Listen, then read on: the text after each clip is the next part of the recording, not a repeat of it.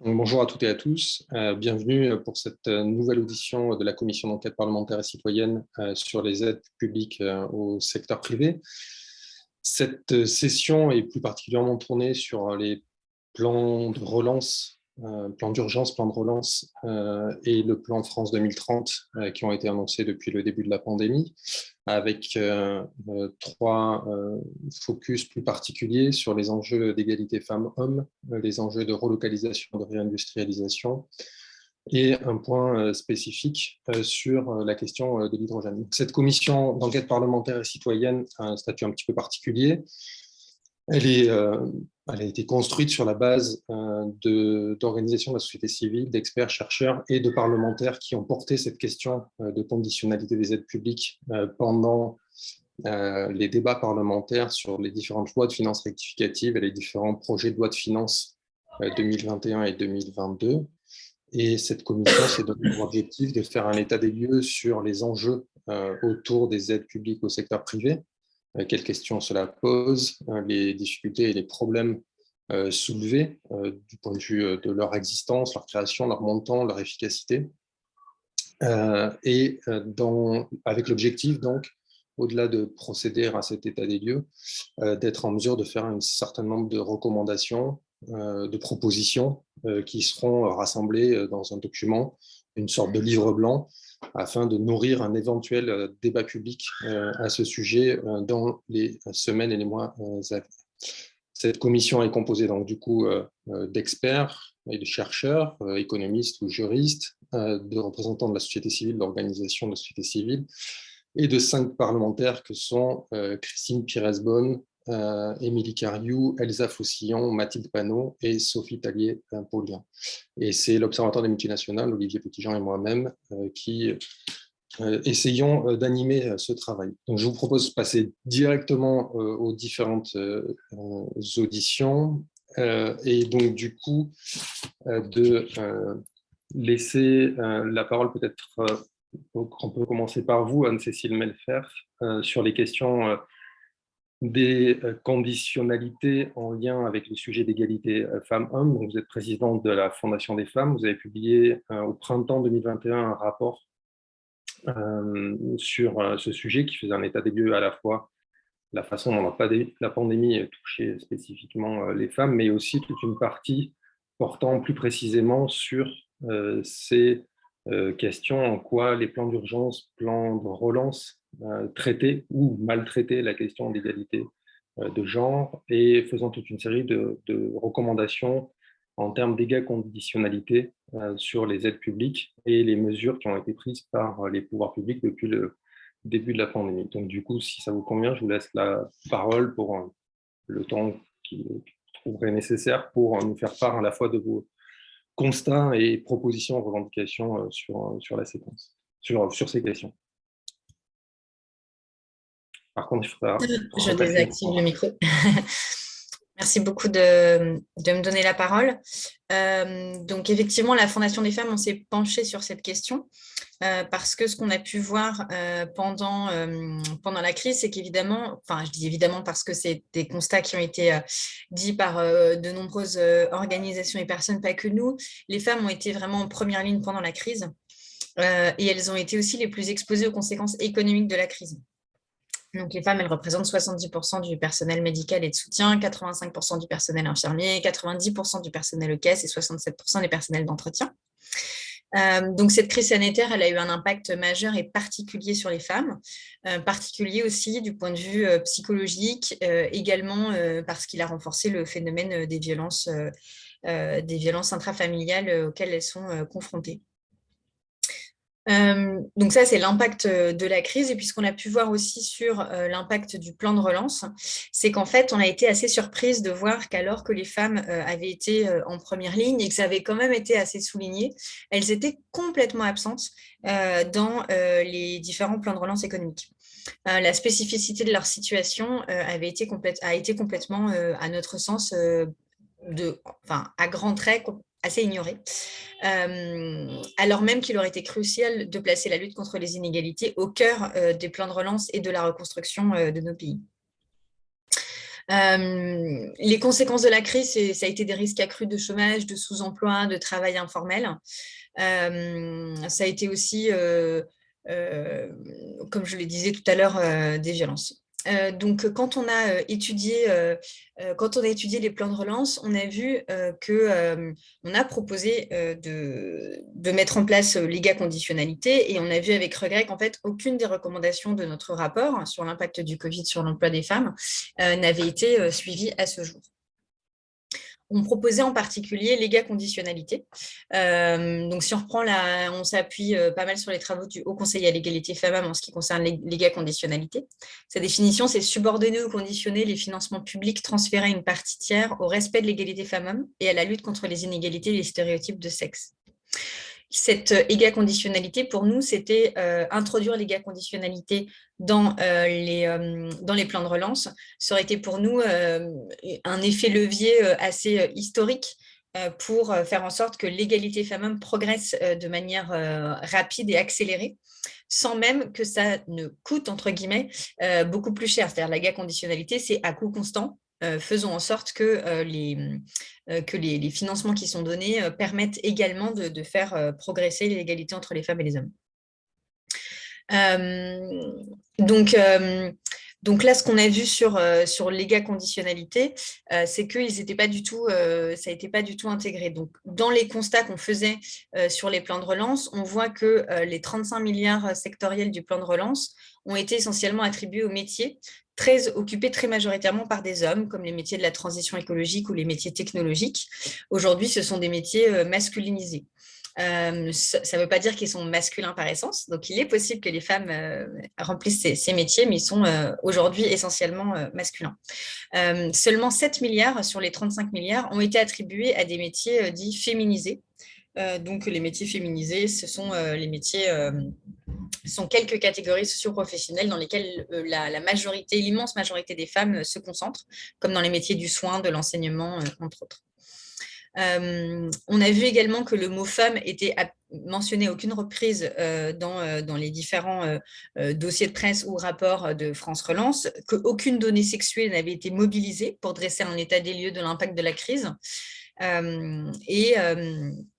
Et donc, à ce jour, les pouvoirs publics, ils ont refusé de mettre en place une analyse de genre en tout cas, Bercy avait d'ailleurs répondu à un journaliste qui leur demandait de réagir à notre rapport. Ils avaient réagi en disant qu'ils ne comprenaient pas la question de savoir quel impact sur les femmes allait avoir le plan de relance, qui était quand même assez illustratif du problème. Donc, il est absolument essentiel de généraliser le mécanisme d'égaconditionnalité, et tout particulièrement quand il s'agit de sommes aussi importantes mises sur la table. Appliquer l'égaconditionnalité dans les plans de relance, ça permettrait de garantir que l'ensemble des financements publics soient donc subordonnés au respect des obligations légales. Il faudrait aussi revoir en parallèle, évidemment, les modalités de l'index de l'égalité femmes-hommes pour en accroître l'efficacité. Il faudrait aussi des aides publiques qui puissent être différenciées et ciblées pour mieux prendre en compte les métiers dits féminins, comme les métiers de la santé, en incluant les différents outils favorisant l'égalité femmes-hommes. Il faudrait regarder secteur par secteur, dispositif par dispositif, la part des femmes et leurs fonctions en leur sein, et que le principe d'égaconditionnalité soit appliqué.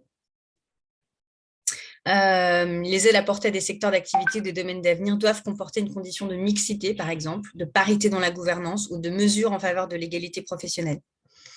Il est aussi nécessaire de mettre en place des indicateurs sexués pour porter attention aux femmes au sein de dispositifs de stimulation de l'économie, lors de crédits, de transferts d'argent liquide, de prêts, de plans de sauvetage. Il est nécessaire de renforcer aussi, comme je vous le disais, il y a des secteurs qui sont extrêmement masculinisés aujourd'hui, donc il faut renforcer l'attractivité des femmes pour les métiers, par exemple, liés au numérique, mais aussi de mettre en place des formations et de les recruter.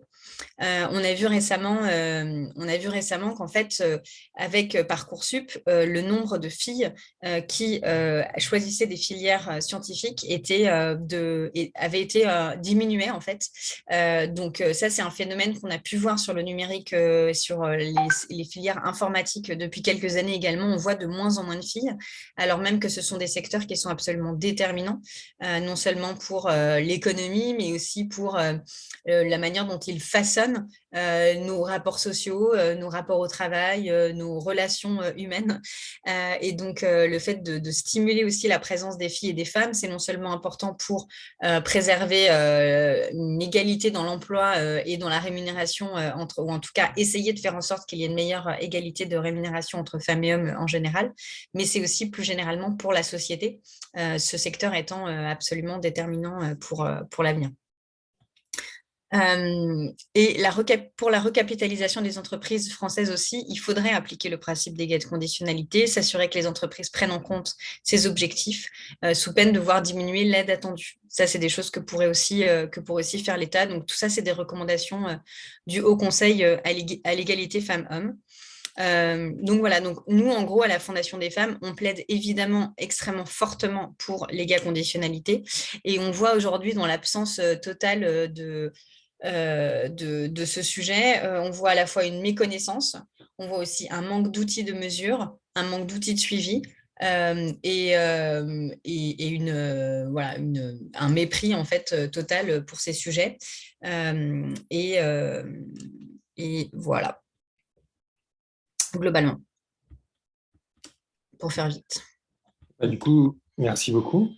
Si chacun s'en tient effectivement à une dizaine de minutes de présentation, voire un petit peu moins, on aura le temps d'avoir un échange après. Ce que je vous propose, c'est du coup de prendre les 3 interventions, si ça convient à tout le monde, l'une après l'autre, et d'avoir une discussion mêlée par la suite, même si les sujets sont différents, mais histoire de bien s'assurer que tout le monde ait le temps de faire la présentation qu'il le souhaite et ne soit pas pressé à la fin. Du coup, je vous propose de passer la parole à Anaïs Bouajili. Je sais très bien comment on prononce le nom, je m'excuse. Donc, vous êtes docteur en géographie, un chercheur à l'Université de Poitiers. Et donc, du coup, pour cette audition, ce qu'on souhaitait vous demander, et ce sur quoi on souhaitait vous interroger, c'est sur tout ce discours et toutes ces annonces qui ont été mêlées à l'ensemble des réponses d'urgence, de relance depuis 2 ans de la part du gouvernement, qui a été de considérer que finalement, cette pandémie allait être l'occasion de mener de véritables politiques de relocalisation, voire de réindustrialisation, et qu'on allait voir ce qu'on allait voir, tout cela allait être remis à plat et que des politiques allaient être mises en œuvre depuis, à travers les plans d'urgence et les plans de relance, seraient des leviers pour la relocalisation des activités industrielles et une façon de réindustrialiser le pays. Donc, du coup, la question qui vous est un peu adressée aujourd'hui, c'est de savoir en quoi les discours et les annonces qui ont été faites finalement se retranscrivent d'une manière ou d'une autre dans les plans de relance, et est-ce que les mesures qui ont éventuellement été prises sont de nature à réellement servir de levier pour la relocalisation et la réindustrialisation du pays. Merci pour cette longue question. Je vais essayer de tenir les 10 minutes comme tout le monde. De toute façon, on aura peut-être l'occasion de revenir sur certains points dans le cadre des questions. En fait, la crise, la pandémie, elle a eu le mérite de faire prendre conscience de la situation de désindustrialisation de la France, mais pas forcément de prendre conscience du chemin qu'il y avait encore à parcourir pour réindustrialiser, qui serait forcément qui va être un chemin forcément long, complexe et surtout coûteux, parce qu'il faut le remettre aussi dans un contexte de lutte contre le réchauffement climatique, qui oblige à repenser les politiques publiques à l'aune de ces nouveaux défis. Et on voit bien que dans les politiques qui sont mises en œuvre depuis mars 2020, on a un difficile équilibre à trouver entre industrie et environnement. On a de la peine en fait, à aussi anticiper, avant même de parler de réindustrialisation, d'anticiper les transitions nécessaires dans certains secteurs, notamment tout ce qui va être lié au pétrole et à ces domaines-là qui sont des filières qui, au regard de l'urgence climatique, doivent être amenées à évoluer considérablement. Et on n'arrive pas à anticiper tout cela. Et on n'arrive pas à l'anticiper quand on pense à France 2030, quand on pense à un plan de relance. On est très aveugle sur les bouleversements que ça va entraîner dans la société, notamment les conséquences sociales. L'autre chose, c'est que les plans de relance, ils ont eu la conséquence de créer une sorte d'économie de droguer. Alors, droguer, c'est un peu un terme qui peut choquer, mais on perd totalement les ordres de grandeur. Donc, moi, je je suis très contente qu'on soit capable d'engager des moyens pour l'industrie, mais finalement, on se rend compte qu'on exige très, très peu de contrepartie, voire il n'y en a pas, ou elles sont faibles ou inexistantes. Et en parallèle, on a des facteurs aussi très inquiétants sur le tissu productif, à la fois un endettement croissant des entreprises, un niveau anormalement bas de défaillance, qui fait qu'on n'est pas dans un cycle qui semble sain. Et que la gestion de la crise et de post-crise ne permet pas, à mon avis, d'endiguer ou d'anticiper. Dans le cadre du plan de relance, on a eu divers schémas. On a parlé des choses pour la réindustrialisation, la relocalisation, la décarbonation, la modernisation des sites. On a eu des plans sectoriels, comme on l'a vu dans l'automobile et l'aéronautique, qui ont bénéficié chacun de 8 et 15 milliards d'euros, avec des natures d'aides qui peuvent être différentes, parce qu'on a de l'aide directe, on a des choses qui passent par la fiscalité, notamment les impôts de production, et on peut se questionner de la pertinence de ce type de mesure dans le cadre d'un plan de relance. On est sur une mesure structurelle alors qu'on avait besoin de réponses conjoncturelles. Donc, le correctif apporté questionne. On a des choses, en tout cas, qui permettent de répondre à certains défis. Je pense que le levier modernisation, décarbonation est intéressant, surtout quand on a un outil industriel vieillissant par rapport à la moyenne européenne, avec un triple sous-investissement dans l'outil de production, dans les compétences et dans l'innovation. Mais par contre, on peut se questionner aussi sur la qualité de l'investissement. C'est-à-dire qu'aujourd'hui, on a investi dans un outil productif, mais ce n'est pas parce qu'on a investi qu'on a fait le bon investissement au bon moment. C'est-à-dire l'investissement qui va permettre de créer de la valeur ou à l'entreprise de différencier, de sécuriser ses emplois, etc. Les autres choses qui peuvent questionner, c'est dans ces aides qui sont données, qui ont été données de manière assez franche, c'est la capacité des structures et des organisations existantes à coopérer, à faire preuve de solidarité. On a soutenu très fortement la filière automobile.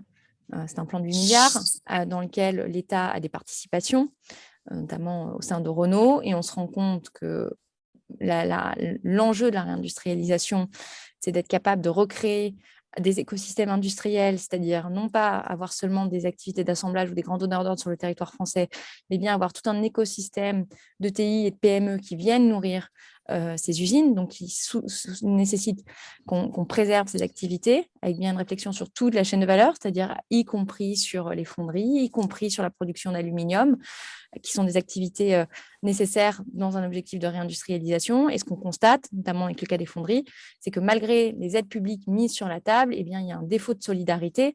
Et donc, on risque de se retrouver dans des schémas où on garde certaines activités, certains sièges sociaux sur les territoires français, mais potentiellement d'avoir une nouvelle vague de désindustrialisation parce qu'on n'a pas aujourd'hui des bases de réindustrialisation solides. On est sur de l'attractivité de sites étrangers, on est sur des activités d'assemblage, mais on n'arrive pas à reconstituer ce tissu productif qui est capable d'être résilient aussi en période de crise. Dans les autres choses du plan de relance qui peuvent questionner, c'est quand on apporte un soutien à des entreprises concurrentes, à des entreprises françaises, à l'implantation d'entreprises étrangères, c'est-à-dire non pas des entreprises existantes qu'on soutiendrait pour des questions de préservation de l'emploi, mais bien des entreprises qui ne sont pas sur le territoire français, qu'on veut faire venir sur le territoire national et qu'on subventionne, notamment le cas de l'affaire Saint-Gobain et d'Electrosteel.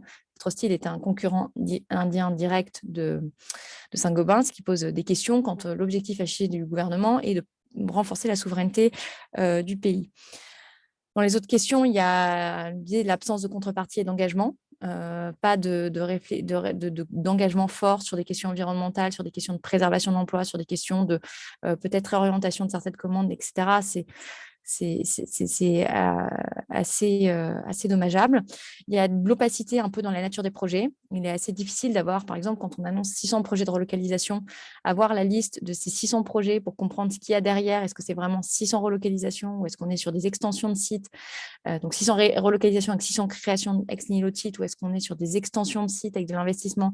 C'est très, très flou. Donc, c'est aujourd'hui difficile de quantifier l'impact réel sur le tissu productif, d'autant plus que la communication donnée est toujours dire on a permis de préserver ou de créer. Donc, quand on vous dit, est-ce qu'on a permis de préserver 74 000 emplois et d'en créer 2 000, ou est-ce qu'on a permis de préserver 2 000 emplois et d'en créer 74 000, ce qui ne serait pas exactement la même chose. Donc, il y a tout ce flou. Il y a des comportements de chasseurs de primes parce qu'on a distribué à tout va et que c'était peut-être ce qu'il fallait se faire à ce moment-là de la crise. Mais on a sûrement des gens qui vont venir sur le territoire prendre ces aides publiques qui sont disponibles assez facilement, mais qui ne vont pas tenir leur engagement et qui ne vont pas forcément créer le nombre d'emplois qu'ils vont dire. Et comme je n'ai pas trop le temps, je ne vais pas trop m'étendre dessus, mais il y a l'exemple britannique qui est intéressant à creuser. Peut-être que je pourrais vous envoyer quelques notes là-dessus plus tard. Et puis, la deuxième réponse, ça a été France 2030, donc sur une vision beaucoup plus long terme, et là, qui pose des questions à la fois sur les montants alloués, puisqu'on vous dit, alors on réunit France 2030 avec le commissariat général aux investissements d'avenir, le SGPI, pour un montant de 54 milliards. On vous dit c'est beaucoup. Je ne sais pas qui peut juger aujourd'hui de dire 50 milliards dans l'économie française, c'est beaucoup ou c'est pas beaucoup. Moi, je suis incapable de le dire. Peut-être que des économistes, contrairement aux géographes, savent le dire. 54 milliards, c'est beaucoup si vous n'avez pas des buts clairs. Ça peut être 54 milliards de dettes qui vont être payées par les générations futures sans effet d'entraînement sur l'économie française, sans transformation, sans impact, sans prise en compte de la question environnementale. Et 54 milliards, quand on a des buts très clairs, ça peut être aussi ridicule, surtout quand on regarde les sommes allouées dans le cadre des plans de relance, des plans d'investissement par les États-Unis, mais aussi par d'autres pays comme l'Allemagne ou, si on regarde plus loin, la Corée du Sud, donc avec un exemple des semi-conducteurs. Et la France annonce toujours mettre, par exemple, 6 milliards sur les semi-conducteurs. C'est même pas le prix d'une fonderie. Donc, on se demande quel est le but concouru à travers ça. Est-ce que c'est quelque chose qui se fait dans le cadre européen? Quel est il y a toute une discussion qu'on ne comprend pas. On perd le fil. On ne sait pas toujours d'où viennent les fonds. Et ensuite, on ne sait pas exactement où ils vont. Il y a pas il manque de traçabilité. L'autre chose, c'est qu'il y a, à mon avis, un manque de concertation et voire un aspect démocratique dans la construction de ces politiques et de cette stratégie industrielle, à la fois sur les volumes alloués, parce que ça va avoir des conséquences. C'est-à-dire quand on commence à parler, l'intervenant après moi parlera mieux, en tout cas du cas de l'hydrogène ou d'augmenter les mobilités, les usages de l'électricité dans la mobilité, ça pose des questions de capacité à produire de l'électricité, donc de développer des infrastructures, donc des questions d'aménagement du territoire. Et on voit bien qu'on ne peut pas décider sans concertation ces sujets qui vont nous embarquer pour 30 à 40 ans.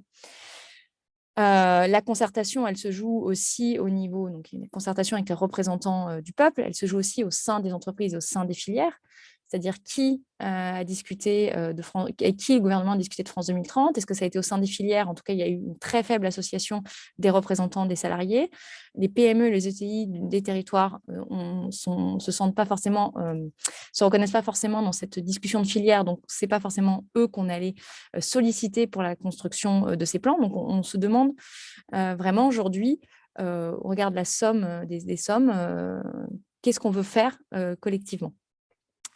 Par ailleurs, ce qui est en train de ressortir du poste qui va être créé de secrétaire général gérant France 2030, c'est qu'on va être plutôt sur un profil de gestionnaire de fonds et pas quelqu'un qui est là pour garantir une vision de long terme, c'est-à-dire sortir le temps industriel du temps politique.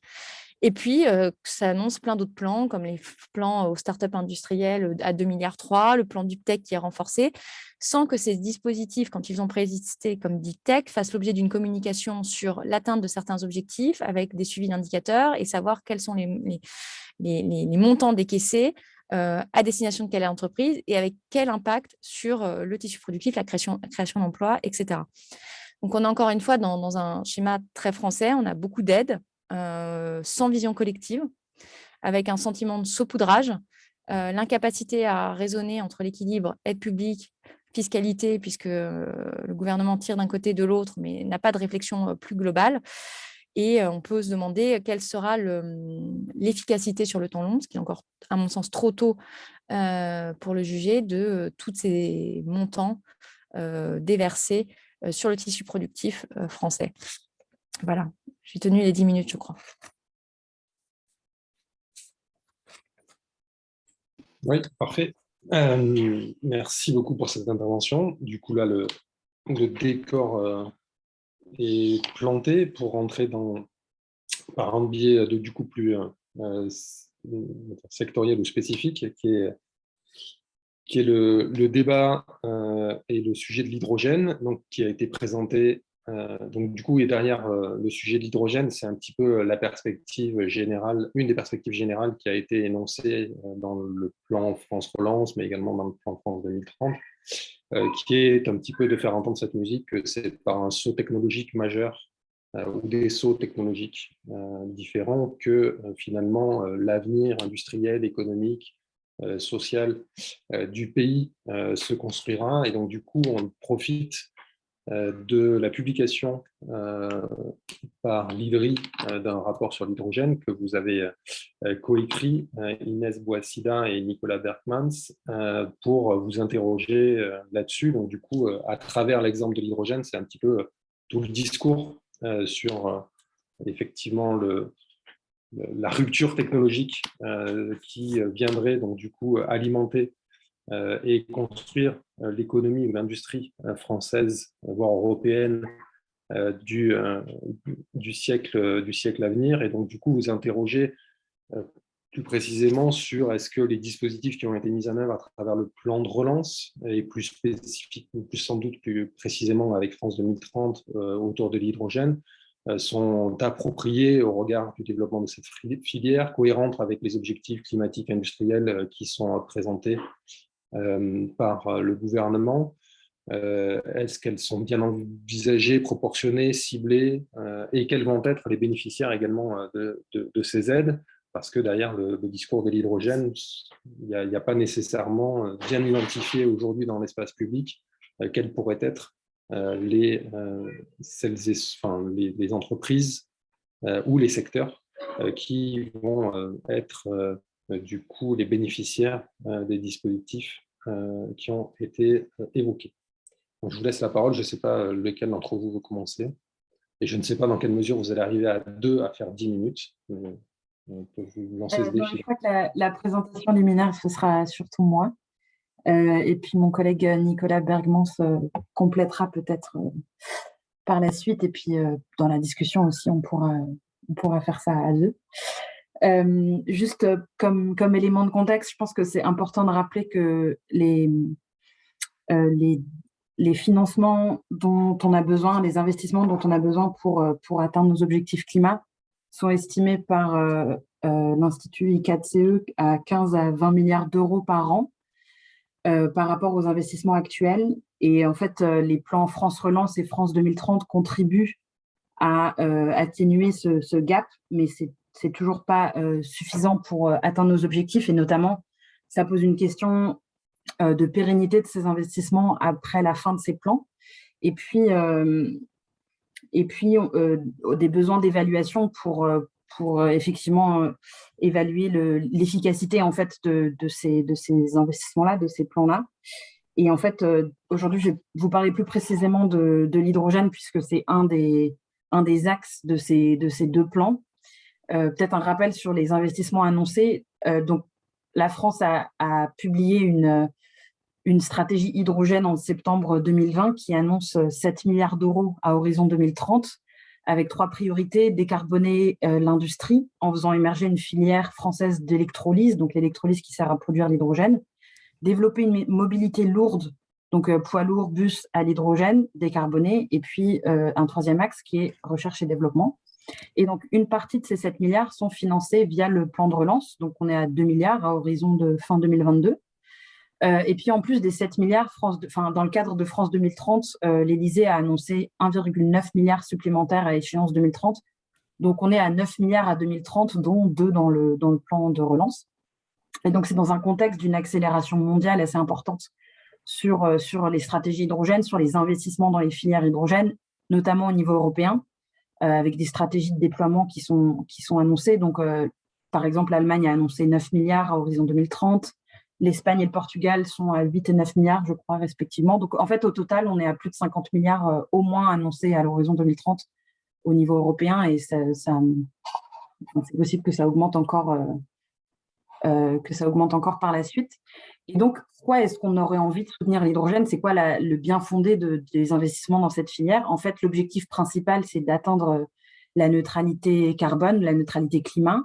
Faut savoir qu'actuellement, l'hydrogène, il est produit à partir de fossiles, donc de gaz naturel ou de charbon, par un processus très émetteur en gaz à effet de serre. On est à 3% des émissions françaises qui sont liées à la production d'hydrogène. Donc, c'est très significatif dans nos émissions. Et ça sert essentiellement de réactif chimique dans l'industrie, donc notamment pour les raffineries de pétrole, pour la production d'engrais azotés synthétiques. Mais ça pourrait servir de vecteur énergétique, en fait, de source d'énergie et en même temps aussi de réactif chimique dans un monde où on atteint nos objectifs climatiques et on est neutre en carbone. Et en fait, pour réaliser cette transition-là, il faut qu'on produise l'hydrogène de façon décarbonée, donc à partir d'électrolyse avec de l'électricité renouvelable ou nucléaire. Et puis, il y a aussi l'enjeu de développer des usages qui sont radicalement nouveaux, puisque actuellement, c'est seulement utilisé dans l'industrie, mais pour atteindre la neutralité climat, il faudrait aussi le développer dans d'autres usages qui sont en fait pas du tout développés actuellement. Donc, il y a quand même un énorme enjeu de développer des filières avec évidemment un calendrier assez serré, puisqu'on est sur des objectifs climatiques très ambitieux. Et donc, on peut essayer d'identifier les conditions pour que ces financements annoncés pour l'hydrogène soient bien dépensés. Donc, si on veut savoir à quoi l'hydrogène peut servir, dans quelle mesure c'est utile pour atteindre la neutralité climat, c'est un vecteur énergétique assez important pour certains secteurs, mais il a vocation à être niche, donc il serait minoritaire en volume et seulement utile dans certains usages. Et donc, c'est un petit peu tôt pour faire le bilan des investissements, sachant qu'on est à horizon 2030 et que les investissements ont pour l'instant, en grande majorité, pas été faits et on n'a pas encore une idée très précise des enveloppes et puis des mécanismes en fait, dans lesquels ils vont être dépensés, mais on peut identifier déjà des conditions importantes pour le succès de ces financements.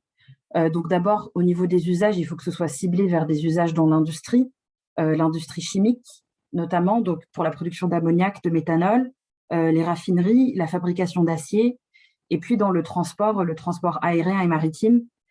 Et puis éventuellement, ça c'est un dernier usage, éventuellement dans le secteur électrique pour apporter une sécurité d'approvisionnement, notamment quand on a beaucoup de renouvelables. Et donc en fait, il faut que les politiques de soutien elles visent ces usages. Et notamment, il y a un enjeu assez fort à soutenir les projets industriels puisque c'est assez difficile c'est des secteurs qui sont difficiles à faire bouger avec souvent des investissements très conséquents et puis une grande compétition entre les industries au niveau international et donc c'est assez compliqué souvent de mettre en place des transformations dans ces secteurs-là. Et puis, comme on est sur des usages tout à fait nouveaux, il y a une question importante, un enjeu important sur la mise en place de nouvelles filières. Et pourquoi est-ce qu'on aurait besoin de soutien? Pourquoi est-ce qu'on ne peut pas juste simplement dire, bon, en fait, il faut utiliser l'hydrogène et puis réglementer autrement, en fait, pour assurer que l'hydrogène soit adopté? En fait, l'hydrogène dont on a envie à long terme, qui est compatible avec les objectifs climatiques, c'est un hydrogène qui est fait par électrolyse avec de l'électricité renouvelable ou nucléaire. Et en fait, cet hydrogène-là, il est plus cher que les solutions fossiles existantes qui sont utilisées actuellement. Et même si on considère un progrès technologique dans les prochaines décennies où les coûts diminuent parce qu'on développe plus et donc l'électrolyse devient moins chère. En fait, même dans ce cas-là, on est sur une énergie qui est fondamentalement plus chère que le fossile. Et donc, ça montre bien qu'on a un besoin de soutien. Ça ne veut pas dire que ce soutien, il est ad vitam aeternam, mais ça veut dire que dans l'adoption, elle ne va pas se faire de soi. En fait, ce n'est pas une évidence. Et donc, c'est là qu'on a un gap où on peut avoir besoin de politiques de soutien. Et puis ensuite, si on essaye de voir un peu le bilan par rapport à ces objectifs sur le plan climatique et puis les aides qui sont en train d'être déployées en France. Donc, comme je l'ai dit, pour l'instant, il y a beaucoup de financements qui ne sont pas encore mis en œuvre. Mais il y a eu 2 appels à projets, notamment dirigés par l'ADEME, qui ont déjà été entamés, donc qui ont déjà passé une première phase. Notamment un appel à projet sur des écosystèmes au niveau des territoires pour l'hydrogène dans l'industrie et la mobilité. Donc, sur 275 millions pour la période de 2021-2023, on a déjà dépensé 45.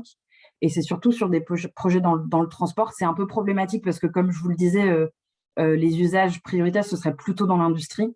Mais c'est possible qu'avec un nouveau mécanisme de soutien qui doit être démarré l'été prochain, c'est possible que ce biais-là il soit corrigé. Et donc, la deuxième phase de cet appel à projet, elle est en cours d'instruction. Et on a un autre appel à projet qui est, lui, plutôt sur la filière de production et de transport d'hydrogène. Et pour ça, je n'ai pas les informations sur le bilan actuellement, où est-ce que l'argent a été dépensé ou s'il a été dépensé. Et puis, troisième dispositif, un mécanisme de soutien à la production d'hydrogène qui est en cours d'instruction, en cours de définition au niveau national et qui doit être validé par la Commission européenne, avec l'objectif d'avoir des premiers appels d'offres à l'été 2022. Et donc, sur ce mécanisme-là, on donne une priorité à l'hydrogène par électrolyse par rapport à l'hydrogène fossile. Donc ça, c'est une bonne chose sur le plan climatique. Et on a une enveloppe de 4 milliards à horizon 2030. Mais encore une fois, ce mécanisme-là, il est encore en définition, donc c'est difficile de tirer un bilan déjà maintenant. Mais ce qui est important à noter, je pense que c'est qu'on est sur une politique pour l'instant qui est assez centrée sur l'offre en hydrogène, puisque ce mécanisme de soutien, c'est celui qui va apporter quand même 4 milliards, donc c'est une partie de l'enveloppe assez conséquente. Et c'est important, en tout cas, quand on le définit, de aussi penser à comment est-ce que côté usage, on favorise l'adoption de l'hydrogène et de pas seulement avoir une politique d'offre. Voilà donc pour un peu une présentation générale des enjeux sur ces aides, et je serais ravie de répondre à vos questions pour plus de précisions techniques et sur les dispositifs si vous en avez. Merci bien. Merci. Du coup, Nicolas Bergman, si vous voulez rajouter quelque chose tout de suite ou plus tard dans la discussion? Je pense que le tour est assez complet, donc on peut peut-être passer directement aux questions, si ça vous convient. Parfaitement, très bien. Et je vous remercie toutes les trois d'avoir tenu ce défi de rester dans le temps de 10 minutes chacune. Et je m'excuse par ailleurs du coup sur le caractère un peu composite de l'audition, avec donc s'il y a deux sujets qui peuvent se retrouver, enfin en tout cas voilà. Mais donc du coup la session des questions, des précisions est ouverte. Je laisse mes collègues. Alors, je vois qu'il y a un certain nombre, je ne sais pas s'il n'y a que des collaborateurs ou de parlementaires qui sont présents ou pas. Et en tout cas, un certain nombre de parlementaires se sont excusés auprès de moi parce qu'il y a toute une série d'urgences, d'enjeux, y compris, je crois, de manifestations et autres. Donc, du coup, vous voyez bien les excuser. S'il y a Elsa, pour de vrai. Bonjour Elsa. Donc, du coup, je vous laisse celles et ceux qui auraient des questions à poser. Après, j'en ai, mais mes camarades en poser.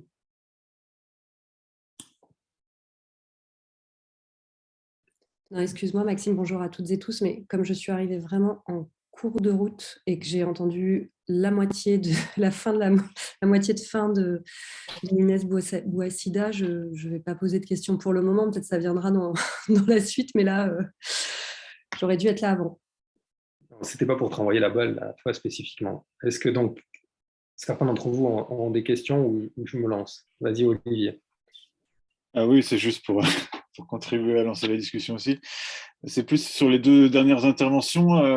Est-ce que vous aurez éventuellement des éléments de comparatif avec d'autres pays européens, justement, parce que vous avez mentionné le fait que d'autres pays européens ont mis de l'argent sur la table pour soutenir l'hydrogène, de même pour les batteries ou d'autres choses qui sont contenues dans le plan France 2030. Donc, est-ce que ce que j'ai entendu comme limite de ce qui a été annoncé en France, c'est un peu si j'ai bien suivi, le manque d'articulation entre l'offre et la demande et le manque de cohérence avec, par exemple, les politiques d'aménagement du territoire ou le manque de réflexion un peu de long terme, etc. Je résume schématiquement.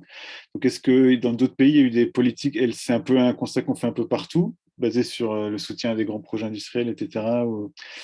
Ou est-ce qu'il y a des pays qui ont un peu mieux pensé la chose du point de vue des conséquences industrielles, de comment ça s'articulerait avec l'évolution de la demande, etc., le changement d'usage, les changements de modèle dans certaines industries, etc. etc. Donc un élément de comparatif européen, si vous avez, bien sûr.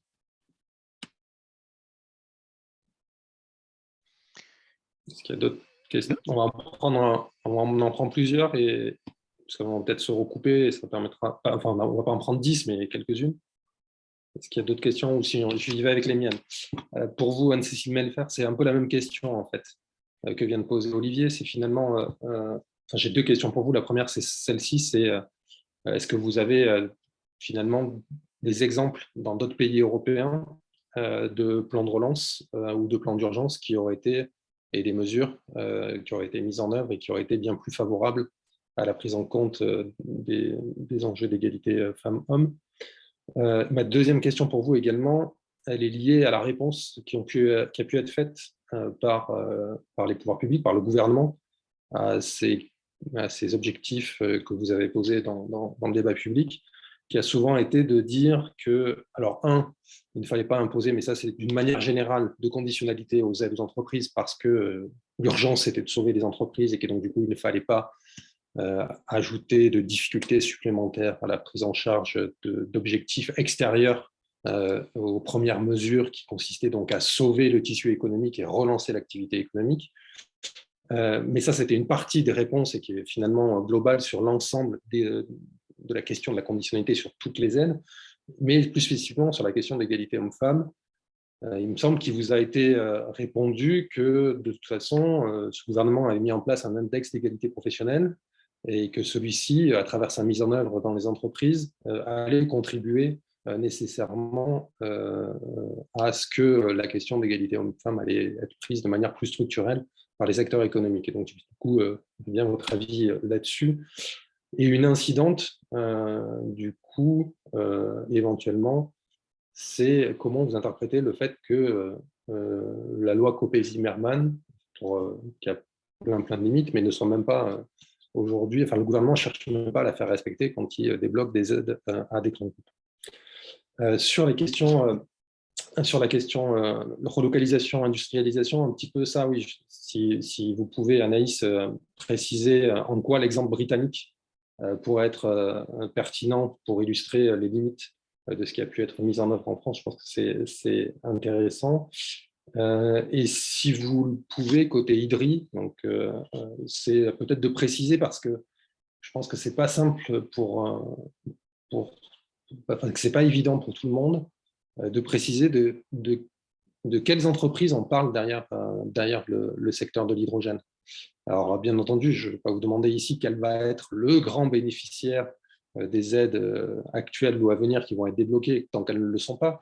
Mais est-ce qu'on parle là d'entreprises de l'économie verte qui sont amenées à se déployer dans les années à venir, ou est-ce qu'on parle de gros acteurs industriels déjà présents sur le secteur et qui vont soit se diversifier, soit prendre une place prépondérante sur ce secteur? En gros, est-ce que c'est Total qui va rafler la mise si on pose la question de manière plus simple? J'ai une question aussi. Bonjour à tous et tous. Je suis la collaboratrice parlementaire de Sophie Taillé-Polian qui s'excuse et qui ne peut pas être là. Je pense que ma question elle va dans le même sens que celle de Maxime. C'est une question pour Anaïs à propos des entreprises, notamment étrangères, qui participent à la mise en concurrence des entreprises dans un contexte général et global. Qui ne vont pas dans le sens d'une potentielle réindustrialisation de la France et qui bénéficieraient d'aides. Il y a eu l'exemple de l'Angleterre. Je voulais savoir s'il y avait aussi d'autres exemples au niveau européen, mais aussi au niveau international, et comment ça se concrétisait dans le mécanisme et dans les conséquences. Merci. On vient de faire 10 minutes de questions. On peut repartir sur des réponses, si tout le monde se sent à l'aise avec ça. Je ne sais pas qui veut commencer, Anaïs, si vous voulez y aller, sinon je peux aussi. Je vais me lancer. Je ne suis pas sûre d'avoir... sur la question sur l'exemple britannique, ce qui est intéressant, c'est que... Alors, ce n'est pas exactement un sujet que j'ai abordé dans le cadre de mon intervention, mais un peu en prémisse au plan de relance, si on retrace un peu l'histoire de ce qui s'est passé pour l'industrie française, en tout cas au cours de ces 3-4 dernières années, comment l'industrie est revenue dans le débat public. On a eu un événement qui a, à mon avis, un peu marqué ce gouvernement, qui a été les Gilets jaunes, avec la prise de conscience qu'il y avait quand même tout un travail à faire sur la cohésion sociale et territoriale, et que l'industrie pouvait être un facteur là-dedans, de cohésion. Et en parallèle, un double discours qui était la Startup Nation, même si aujourd'hui on en parle moins, et le besoin d'attirer des capitaux étrangers. Et notamment avec le sommet Choose France, dont le premier a eu lieu en janvier 2020, avec l'idée qu'il fallait réunir tous les grands patrons du monde entier, créer des sites clés en main et les engager à venir investir sur le territoire français. Ce qui se fait avec un succès qu'on ne peut pas dénier, même si, à mon avis, il y a quand même un effet du CIR derrière ça, parce qu'on voit que 40% des projets qui ont été annoncés là, il y a 15 jours sont des projets dans la R&D.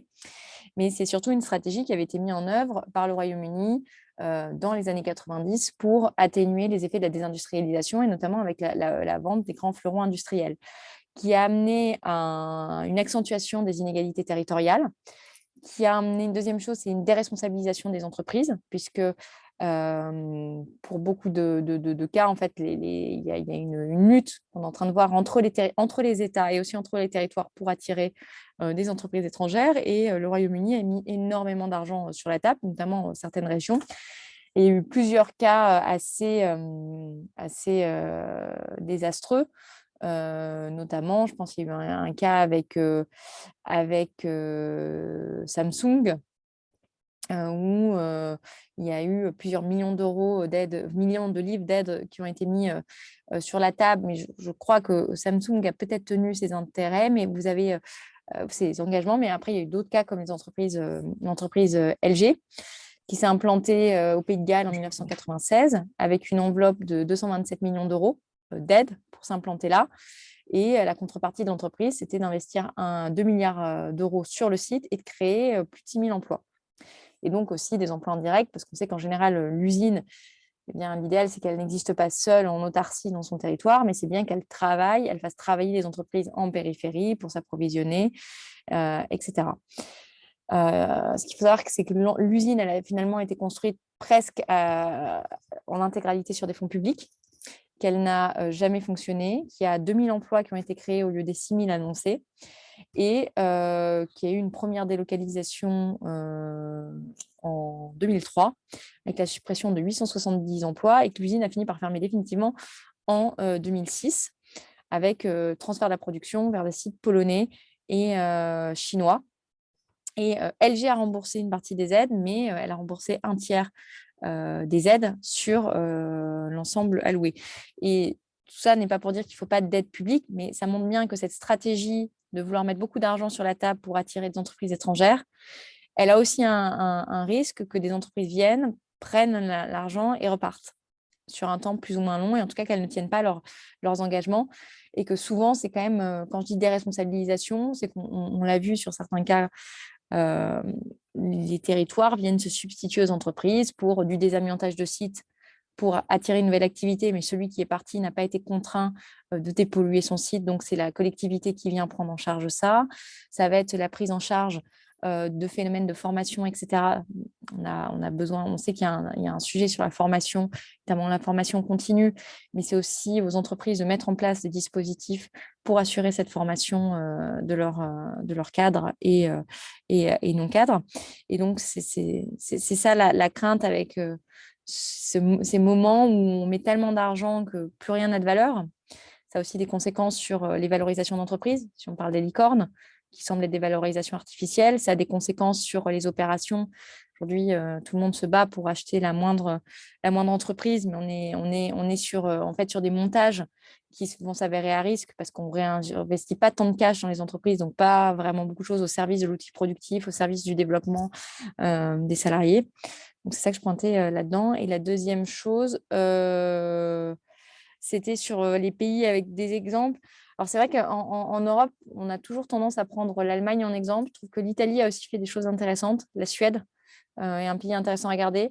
La Suisse. Alors, la Suisse qui fonctionne de manière totalement différente, qui, elle, dit ne pas vouloir de grandes publics structurelles comme ça, mais qui est peut-être un contre-exemple de la culture française, mais qui peut être intéressant à étudier. Et plus lointain, mais donc avec un cadre économique différent, pas les mêmes contraintes sur les aides directes pouvant être données aux entreprises ou de monnaie unique.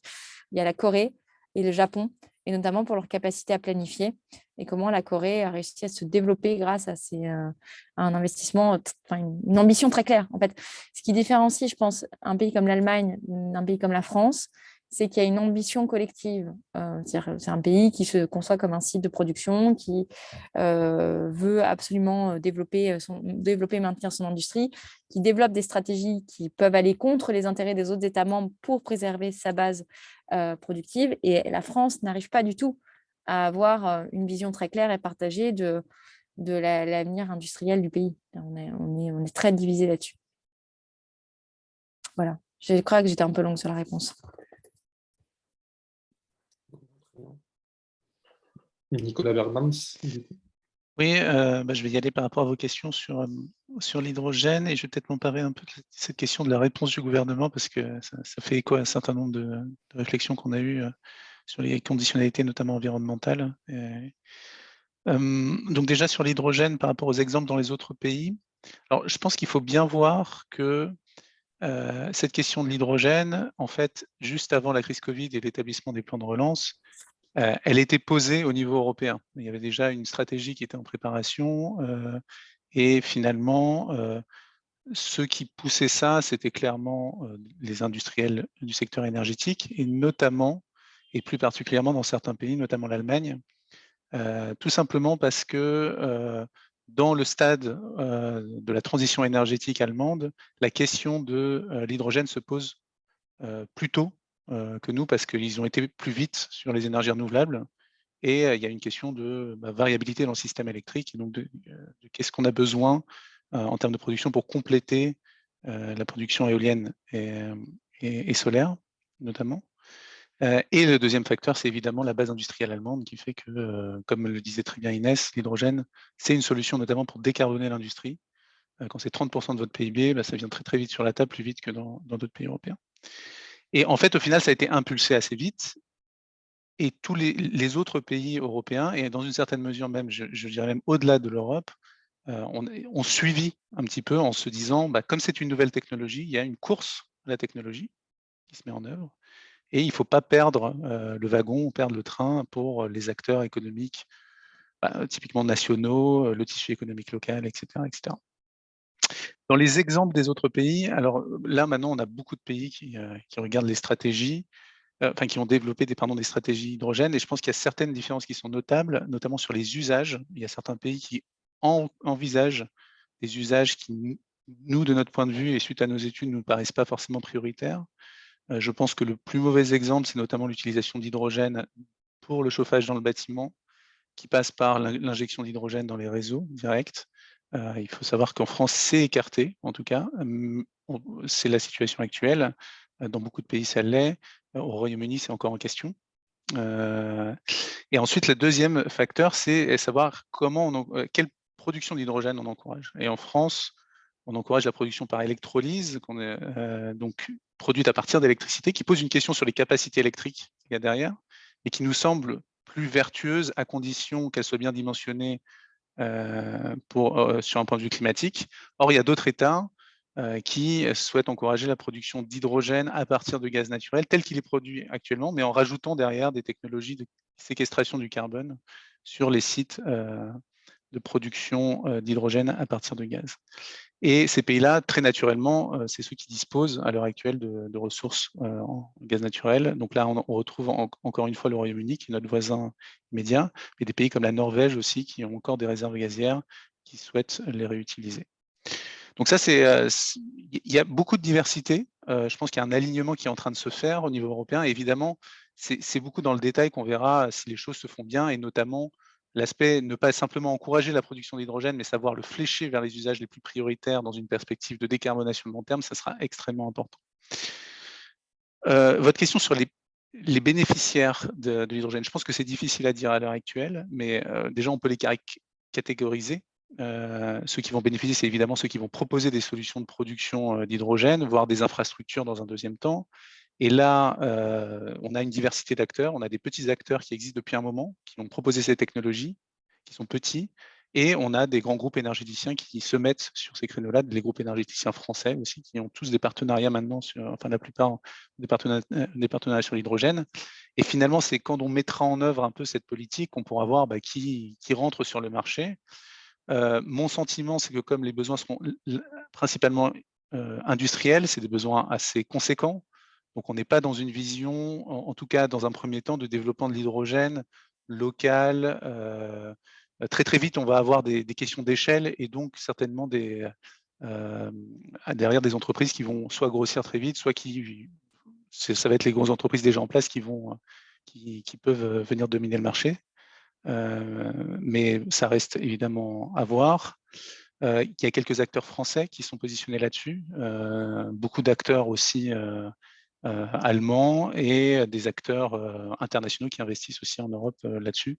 Les Espagnols aussi sont très actifs sur cette question-là de l'hydrogène.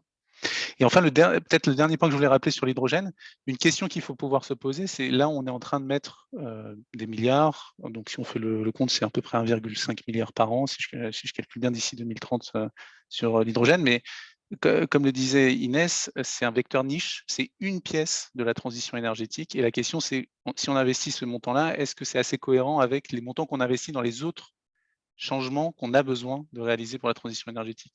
Et juste pour vous donner un ordre de comparaison, à l'heure actuelle, les crédits d'impôt pour la rénovation énergétique, qui est un chantier massif, la rénovation énergétique dans le privé, on est à peine revenu au niveau de 2 milliards par an. Or, on sait que en termes d'ampleur et d'importance pour réussir nos objectifs sur la transition énergétique, c'est certainement, il faut certainement accélérer sur ce domaine-là. Si on est en capacité de dépenser cet argent pour l'hydrogène, est-ce qu'on n'est pas en capacité ou est-ce qu'il ne faut pas se poser la question de est-ce qu'on ne doit pas augmenter les investissements sur les autres? Je vois que je suis déjà assez long, mais donc peut-être que je reviendrai sur la question des conditionnalités après l'intervention, puisque cette question était directement adressée, je crois, à notre collègue de la Fondation des femmes. Et peut-être que je dirai 2 mots sur la question CO2 autour de cette conditionnalité après. Alors, sur les questions qui ont été posées, sur les exemples de plans de relance qui ont été plus favorables, alors, pour faire en sorte que dans les différents plans de relance, ceux-ci puissent être favorables à l'égalité entre les femmes et les hommes, il y a plusieurs mesures qu'on peut mettre en place. À ce jour, je ne connais pas de pays qui ont eu une approche un peu globale du problème. En tout cas, sur la première chose qu'on peut faire, c'est investir dans toutes les infrastructures de santé et de services publics, puisqu'on sait que c'est surtout à la fois les femmes qui travaillent dans ces infrastructures-là, et c'est aussi les femmes qui en bénéficient en premier lieu, et je pense par exemple à tout ce qui est secteur petite enfance.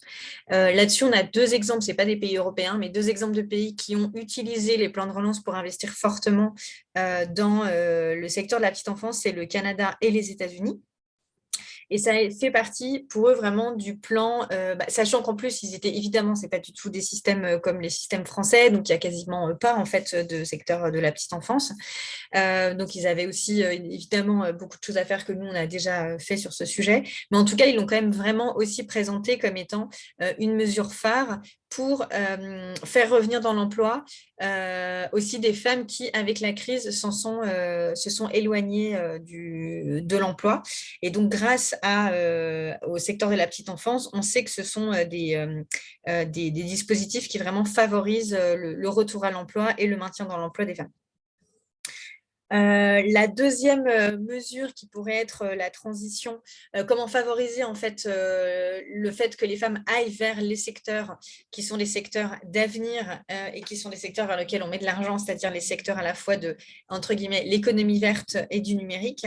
Là-dessus, en fait, je ne connais pas à ce jour d'États qui ont mis ça au cœur de leur plan de relance, enfin au cœur de leur plan de relance vers un secteur d'avenir, le sujet des femmes, mais en tout cas, il faudrait absolument le faire. C'est comment est-ce qu'on fait pour soutenir, pour favoriser déjà dans un premier temps et ensuite soutenir sur le long terme l'orientation des femmes vers ces secteurs-là ou alors la réorientation pour celles qui ont pu perdre un emploi vers ces secteurs-là. On a aussi tout ce qui est, comme je le disais tout à l'heure, beaucoup les conditionnalités. Là-dessus, l'Italie a... Alors, je ne sais pas quels sont les détails exactement, mais en tout cas, ce que j'ai cru percevoir du plan de 220 milliards de l'Italie, elle indique en tout cas vouloir que les fonds qui sont donnés aux entreprises le soient en échange de la promesse d'embaucher à la fois des jeunes et des femmes. Donc, il faudra voir comment elle le fait exactement et quels sont les résultats, évidemment. Et ensuite, il y a aussi toute la question du leadership féminin dans toutes les instances, favoriser le respect des différentes lois qui existent déjà sur l'égalité entre les femmes et les hommes. Et là-dessus, même chose, en fait, ça pourrait être assez, moi, pas forcément si compliqué en fait de dire qu'on ne finance que des entreprises qui respectent la loi, mais ça l'est a priori. En tout cas, en France, donc en termes de loi, on pourrait s'appuyer sur l'index effectivement égalité femmes-hommes. Le problème de cet index, c'est que globalement, rares sont les entreprises qui sortent avec des très mauvaises notes parce qu'en fait, la manière dont sont calculés, en fait, dont est calculé cet index, donc pour en gros, en fonction des différents critères du respect d'égalité femmes, on a des points et à la fin, c'est sur 100. Et en fait, les points, la pondération, là où en fait, il y a le plus de différence, c'est là où la pondération est la plus faible. Voilà, donc en fait, on a quand même globalement, les entreprises ont l'air de s'en sortir quand même plutôt bien en France avec cet index-là. Donc, ça ne nous permet pas de bien suivre vraiment où ça en est et vraiment de pouvoir complètement s'appuyer dessus. Il y a un réel défaut de transparence dans cet index-là. Et en plus, on a, voilà, ça ne parle pas forcément des temps partiels. On a aussi la violation de l'obligation d'augmenter les salariés à leur retour de congé maternité qui est, qui est clairement pas sanctionnée et qui n'est pas non plus présente dans cet indicateur. Donc, ça va être compliqué de vraiment totalement s'appuyer dessus pour l'égaconditionnalité. Mais enfin, on pourrait déjà commencer par là. Sur la loi Copé-Zimmermann, c'est quand même une loi qui est globalement, qui est quand même en phase d'être globalement bien appliquée. Alors, là, c'est pareil, hein, il y a un problème de qu'est-ce qui se passe quand ça n'est pas appliqué, parce qu'en fait, spoiler alerte, il ne se passe rien quand ça n'est pas bien appliqué. Mais globalement, quand même, on est sur… d'ailleurs, à la Fondation des femmes, on s'était posé la question de pouvoir agir, dans quelle mesure on pourrait agir en justice lorsque une entreprise ne respecte pas cette loi. Donc, c'est le quota obligatoire de 40% de femmes dans les conseils d'administration dès 2017. Et voilà, et les sanctions sont pas très élevées, hein, et en fait, c'est un petit peu compliqué. Les sanctions sont pas très élevées, donc globalement, il y a à ce jour, je ne connais aucune entreprise qui a été sanctionnée pour ça. Mais aujourd'hui, quand même, c'est une loi qui permet d'atteindre, en 2020, on était à 45% en France de femmes dans les conseils d'administration. Après, il y a tout le sujet de l'étendre au-delà des conseils d'administration à d'autres instances de direction, parce qu'en fait, le conseil d'administration n'est pas forcément l'endroit où vraiment se décident complètement les orientations stratégiques de l'entreprise. Mais en tout cas, on est quand même beaucoup plus élevé que d'autres pays européens. L'Allemagne, par exemple, qui est vraiment dans les choux sur ce sujet-là. Voilà. Voilà, je pense que c'est des trucs que j'avais notés. Réponse faite par les pouvoirs publics. Voilà. En tout cas, sur l'intégration des femmes et de l'égalité femmes dans les plans de relance, on a vu plutôt des déclarations d'intention, y compris au niveau européen, sans vraiment avoir… sans que moi j'ai pu constater vraiment de solutions et d'outils et ou de contraintes d'ailleurs pour les pays en Europe. Mais je suis peut-être passée à côté de quelque chose, mais en tout cas, on n'a pas vu de réponse concrète et tangible à cette question qui est quand même une question, à mon sens, centrale. Pour vous relancer directement avec une petite incidente, quand vous voyez les pouvoirs publics, le gouvernement ou qui que ce soit, et que vous leur demandez de financer la formation et la reconversion des femmes vers ce qu'ils appellent les filières d'avenir, quelle est leur réponse à cela? Ils trouvent que c'est une bonne idée. Non, j'ai pas de… En fait, le problème avec notre sujet, c'est qu'on ne va pas forcément nous dire en face qu'on n'est pas d'accord, parce qu'aujourd'hui, personne n'est pas d'accord avec l'égalité entre les femmes et les hommes, mais on va répondre de la même manière On va répondre en fait, enfin on va nous répondre sur ce sujet comme les autres qu'on va défendre. C'est oui, en théorie, encore faut-il qu'on ait les budgets. Voilà, encore faut-il qu'on trouve les bonnes manières de faire. C'est pas si facile, c'est compliqué. Et puis il y a d'autres urgences qui passent avant. Et voilà. Donc, et puis en fait, c'est vraiment un sujet qui chasse l'autre, quoi. Donc nous, en tout cas, jusqu'à présent, on n'a pas. Moi, je trouve que c'est idiot. Enfin, je trouve que ça n'a pas de sens en fait de ne pas. En plus, par exemple, les gars conditionnalité, ça coûte vraiment même pas plus cher, quoi. Donc, ça n'a pas de sens de ne pas le faire. C'est vraiment pour moi, ça n'a pas de sens de ne pas le faire. Et sur l'orientation des femmes vers ces filières-là, en fait, il faudrait une volonté politique forte, en fait. Il y a une espèce de bienveillance par rapport à ce sujet, mais il n'y a pas une volonté politique forte qui fait que les ministres actuels vont se dire « Ok, on va y travailler, on va y mettre… » Enfin, nous, on a essayé de rencontrer Agnès Pannier-Runacher, on n'a jamais pu. On a évidemment Bercy, alors là, n'en parlons pas. Voilà, n'en parlons pas. Mais ils ne vont pas vraiment se mettre à la tâche, en fait. Ils ne vont pas le faire. Ils ne vont pas s'y atteler. On n'a pas encore aujourd'hui le rapport de force suffisant. Peut-être que si les syndicats rejoignaient notre propos, peut-être, et le défendaient de manière peut-être forte, peut-être que si on n'était pas un peu isolé avec ce propos-là, on y arriverait mieux. Ok, Nicolas, vous vouliez rajouter un mot? Oui, c'est peut-être pour faire le parallèle avec ce qui vient d'être dit, avec cette idée de rajouter des conditionnalités environnementales, sociales, sur l'égalité homme-femme, aux aides qu'on fournit aux entreprises. Parce qu'en fait, tout simplement, on a travaillé un petit peu sur le sujet tout début 2021, quand c'était, courant 2020 et 2021, quand c'était vraiment au cœur du débat autour du plan de relance. Et il y avait cette idée aussi d'avoir des conditionnalités sur la performance climatique des entreprises. Donc, on avait essayé de défricher un peu le sujet et en fait, au final, on a un peu le même constat, c'est-à-dire que personne n'est contre la lutte contre le changement climatique en ce moment. Mais après, la question des moyens, des contrôles, du cadre de transparence derrière cela se pose. Alors, avec l'avantage que finalement, sur la question climatique, les émissions de gaz à effet de serre, c'est une donnée comptable, hein, c'est un chiffre, donc on peut très bien le présenter face aux entreprises et demander une performance aux entreprises. Et cette question s'est posée, même dans l'hémicycle, il y a eu des amendements qui ont été proposés.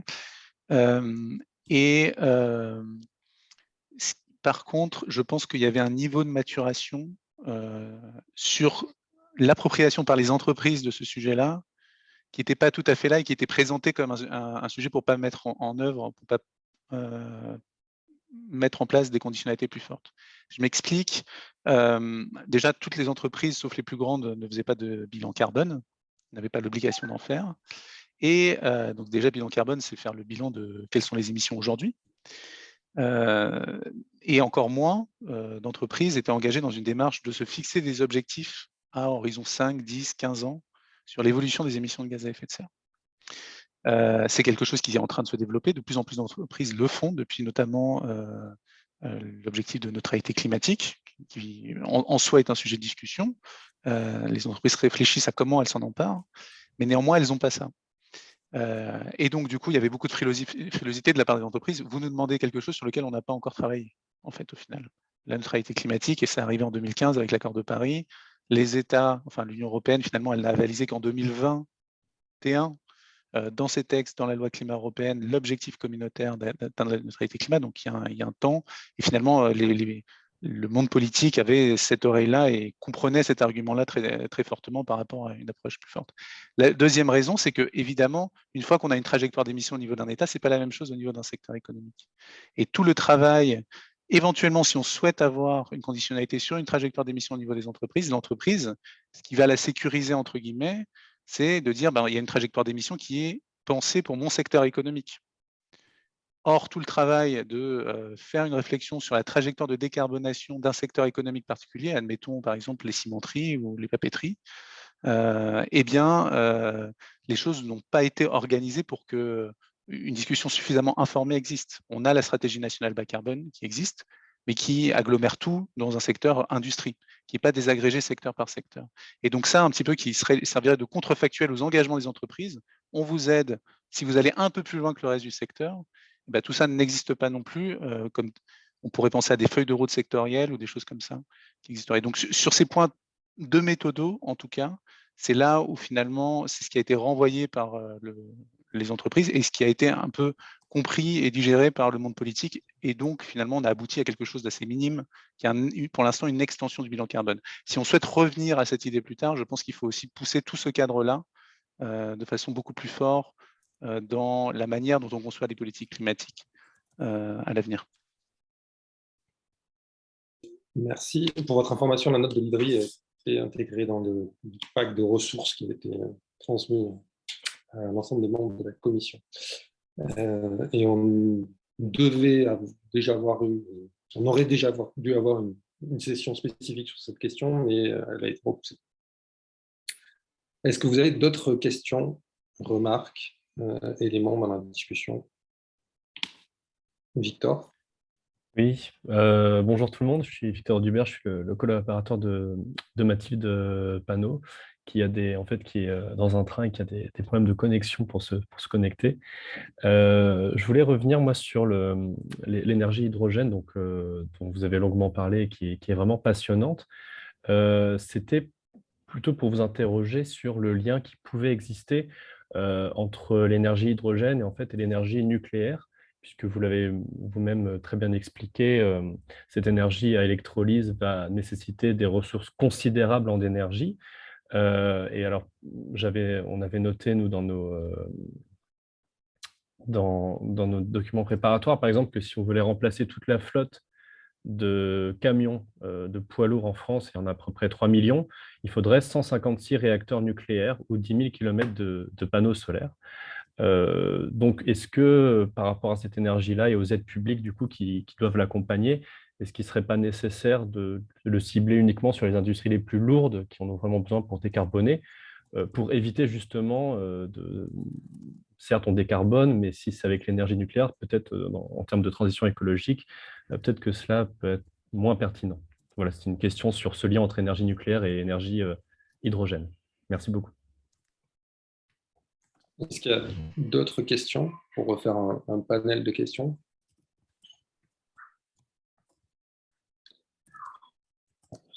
Je peux en reposer une du côté pour Anaïs, ce qui serait finalement, on a bien vu dans votre intervention les limites aujourd'hui de ce qui est proposé en termes de dispositifs et outils et stratégies de relocalisation.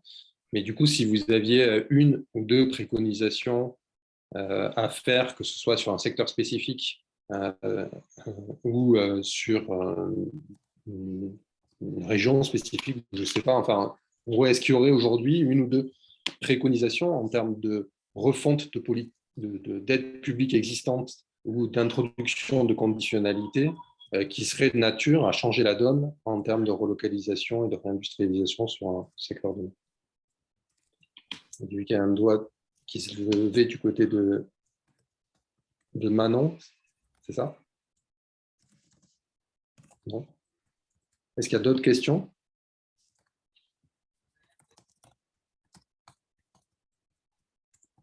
Aurélien, Elsa?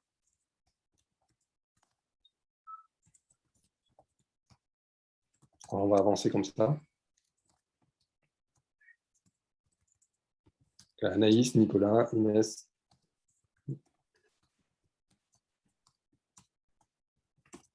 Du coup, je laisse Nicolas y aller comme question, ou Inès, disons la question première. Sauf si... Justement, on était en train de se dire qui répond à la question. Mais vas-y, Inès. Je peux peut-être commencer, et puis si tu rajouteras peut-être sur le nucléaire, si tu veux rajouter des éléments. Je pense que, Victor, vous pointez un point vraiment important, hein, que l'hydrogène, c'est intrinsèquement, fondamentalement, c'est pas un vecteur énergétique efficace par rapport à d'autres. C'est-à-dire que comme on le convertit depuis l'électricité, en fait, dans beaucoup d'usages, ça va être beaucoup plus stratégique d'utiliser directement l'électricité. Et c'est notamment le cas pour les poids lourds. C'est évident que c'est pas une bonne idée de convertir tous nos poids lourds à l'hydrogène. Et d'ailleurs, quand on parle de l'usage hydrogène dans les poids lourds, on en parle simplement pour le segment des poids lourds qui a besoin de longues autonomies, à peu près au-dessus de 400-500 km par jour. Et ça, c'est moins de la moitié des poids lourds. Enfin, c'est des proportions plus faibles. Et puis, on a évidemment la question de est-ce qu'on transporte nos marchandises autrement que par poids lourd, hein. On n'est pas obligé de faire de la substitution. Donc ça, c'est pour la comparaison de l'ordre de grandeur. Ensuite, ça paraît assez... Enfin, dans un système neutre en émissions où on fait de l'hydrogène pour les secteurs clés, on est sur des volumes d'électricité effectivement assez conséquents par rapport aux autres consommations. Donc, si je prends les trajectoires que RTE a élaborées par rapport au futur du système électrique à 2050, on a différentes hypothèses. En fait, sur l'hydrogène, on a beaucoup d'incertitudes. Ça va dépendre de beaucoup de choix stratégiques.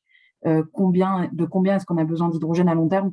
Mais ça représente entre 7 et 25% de la consommation d'électricité qui serait dédiée à la production d'hydrogène. Donc, ça dépend de beaucoup d'hypothèses. Et puis, c'est des trajectoires RTE. Donc, il y a un certain nombre d'hypothèses. Ça pourrait être... Mais c'est à peu près pour vous donner un ordre de grandeur de combien d'électricité est-ce que ça représente. Et donc, en fait, ça peut être très dimensionnant pour le secteur électrique. Effectivement, si on est sur une approche avec beaucoup d'hydrogène, et ben en fait, on se retrouve avec des besoins électriques plus grands et éventuellement un parc électrique qui a besoin d'être plus grand et éventuellement avec du nucléaire. Il y a un autre point que je voudrais mentionner, c'est que l'hydrogène peut aider aussi à avoir un système électrique plus résilient, puisque ça peut aider ça peut pallier la variabilité des renouvelables et puis aider à stocker l'énergie au cours de l'année, notamment pendant l'hiver, enfin pour l'hiver. Et donc, ce n'est pas seulement un poids sur le système électrique, ça peut aussi aider à développer le système électrique, qu'on fasse le choix de reconstruire du nucléaire ou pas. Donc, je pense que c'est un lien aussi à prendre en compte. Et donc, c'est possible que l'hydrogène soit une justification d'avoir un parc nucléaire ou un parc électrique plus dimensionné. Et sur ça, je pense que peut-être, Nicolas, tu as des éléments plus précis à donner, mais je vais m'arrêter là sur les liens hydrogène et nucléaire. Non, tu l'as dit, mais bon, enfin, le résumé, c'est ça. C'est-à-dire que puisqu'on arrive avec une nouvelle consommation d'électricité, ça rend, en plus, sur le système, ça rend à la fois plus difficile de sortir ou de se passer du nucléaire si c'est ce qu'on vise, ce qui n'est pas la stratégie actuelle de la France, hein, mais si c'est ce qu'on vise, ça rend la chose plus difficile, et ou, de toute façon, beaucoup plus important de faire des économies d'énergie, y compris des économies d'électricité, parce que même si on est dans un système basé sur les renouvelables, ça prend de l'espace, ça consomme des matières, et donc du coup, ça pousse les contraintes en fait de ce qui est possible de faire en termes de production électrique. Donc ça, c'est clair. Pour l'instant, ce qui est envisagé en France, c'est d'encourager l'hydrogène par électrolyse d'origine nucléaire ou renouvelable. Juste pour que vous ayez bien ça en tête, ce n'est pas le cas dans tous les pays d'Europe, évidemment, et ça suit les lignes en fait, de la question, enfin, des différents points de vue sur l'énergie nucléaire qu'on peut avoir au niveau européen. En Allemagne, l'hydrogène qu'on souhaite encourager, c'est l'hydrogène divers, mais en fait l'hydrogène qui peut prouver qu'il a été produit à partir d'électricité renouvelable. Et c'est l'approche qu'ont d'autres pays européens. Donc c'est au sein de l'hydrogène par électrolyse qu'on présentait, c'est une distinction qui existe, des différentes approches qui existent au sein même de l'Europe.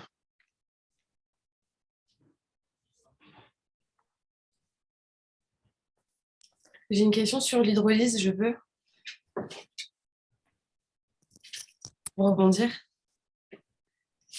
Tout à l'heure, vous avez parlé d'un mécanisme de soutien qui était en cours, qui donnait une priorité sur l'hydrolyse au niveau national et qui devait être validé par la Commission européenne, il me semble, avec une enveloppe de 4 milliards. Je voulais savoir si vous avez des infos sur comment ça allait se passer et surtout si ça avait été déjà le cas avec d'autres pays au niveau européen. J'y vais et puis tu me compléteras, Inès. Alors sur ces mécanismes pour aider à la production d'hydrogène via électrolyse, hein, alors non, tous les pays sont en train de travailler sur leur mécanisme de soutien. Et l'Europe, puisque c'est une mesure d'aide d'État, en fait, c'est considéré comme une mesure d'aide d'État via le droit européen sur la concurrence, eh bien, l'Europe donnera son avis sur tous les mécanismes européens de soutien à l'hydrogène. Je pense que le modèle qu'il y a derrière, enfin, c'est assez peu probable que l'Europe s'oppose à ça, mais elle peut avoir un certain nombre de conditions, et le modèle, clairement, qui sert de référence, c'est celui qui a été pris pour l'encouragement aux énergies renouvelables. Donc, c'est-à-dire, on peut s'attendre à ce que les critères européens pour valider ce type de dispositif, ce soient des critères sur une base environnementale, donc soit contenu ENR, soit preuve qu'on réduit les émissions avec, et de mise en concurrence, donc de mécanismes où plusieurs, pour obtenir le soutien, il y a une compétition via enchère ou via d'autres mécanismes pour obtenir ce soutien, de la même manière qu'on a maintenant des appels d'offres pour le développement des énergies renouvelables. Donc sur le calendrier, il me semble que c'est pour juin 2022 qu'on vise ça en France. Et à mon avis, c'est la même chose, c'est le même calendrier à peu près dans tous les pays européens, plus ou moins quelques mois, mais peut-être Inès, n'hésite pas si tu as plus d'éléments. Non, je crois que le mécanisme de soutien, il vise d'avoir des premiers appels d'offres avant l'été. Mais après, c'est un calendrier qui est possible. C'est possible qu'il évolue. Et puis, et au niveau européen, je n'ai pas d'autres informations sur les détails dans d'autres pays, mais c'est à peu près au même stade. Enfin, c'est un stade quand même assez précoce encore de déploiement et de définition de mécanismes de soutien, en fait.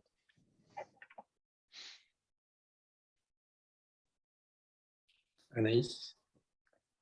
Oui, du coup, sur une question des relocalisations, il y a dans le projet de relocalisation et l'argent mis sur la table dans le cadre du plan de relance, il y avait des secteurs qui avaient été définis comme jugés stratégiques et prioritaires. Notamment, il y avait tout ce qui était la 5G, etc.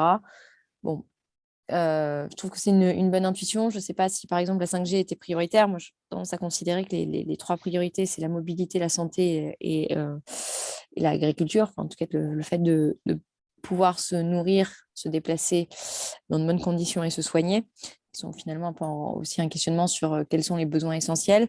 L'autre chose qui permettrait en fait d'approfondir cette approche, en tout cas de la compléter, c'est d'avoir une réflexion sur les chaînes de valeur et regarder bien sur l'ensemble d'une chaîne de valeur les points de dépendance. Alors, la notion de dépendance, on peut toujours la relativiser. Hein. Quand on regarde les notes faites par le Trésor, par exemple, on considère que la France n'est pas en situation de dépendance. Mais en tout cas, regardez sur l'ensemble de la chaîne de valeur les points sur lesquels on a déjà des avantages comparatifs en France et qu'on pourrait renforcer, ceux sur lesquels on est en défaillance et on estime qu'on a besoin d'accentuer, essayer de faire revenir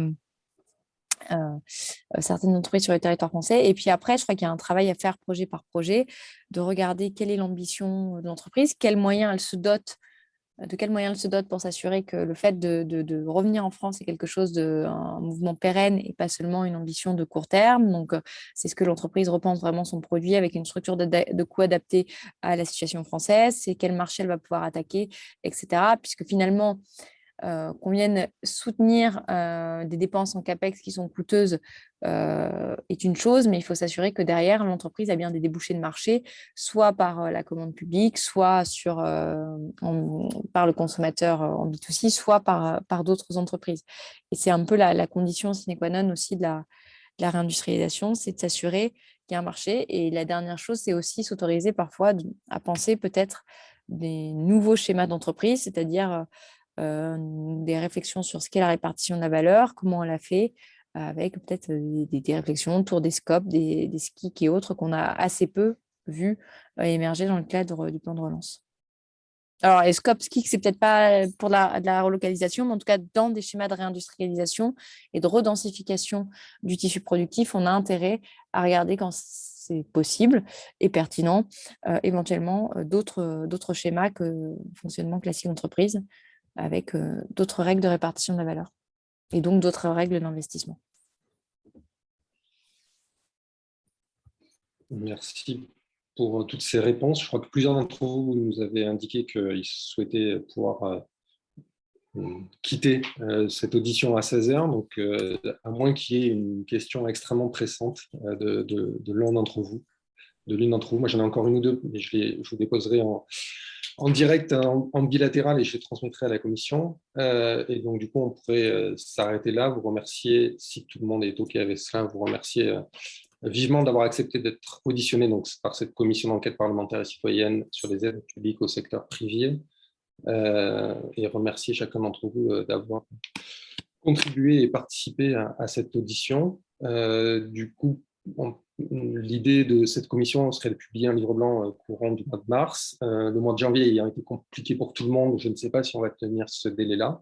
Mais si vous le souhaitez, en tous les cas, on vous tiendra informé, y compris de l'état d'avancement du travail sur les secteurs ou les bouts qui vous concernent plus particulièrement.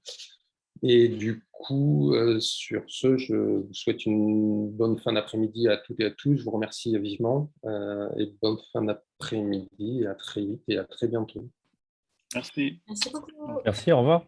Merci, au revoir. Merci, au revoir. Merci, à bientôt.